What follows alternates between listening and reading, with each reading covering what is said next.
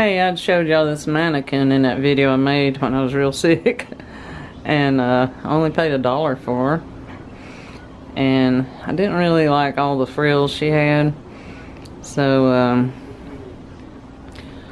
this skirt was like glued and puffed out. It was like a bunch of puffs. So I cut it in strips. Some of them I tied in little knots. And some of them I just cut the strips off, because there were so many. Let me see if I can zoom in on it. And I just left that tulle material there the way it was. And right there, I think that flower used to be there. I took it off. And this one was up here, and it had greenery, like green ribbon leaves, and I didn't like it at all. You know, the flower looks okay, but I didn't like the green.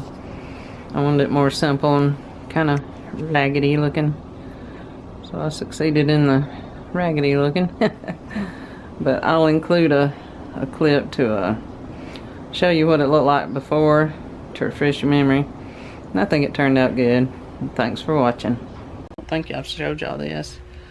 I found this. It wasn't Goodwill. It was Attic Treasures. It's always better prices. It was $1. I walk in, I grab it, and then I keep shopping. Yeah, little mannequin. You know I gotta grab it up.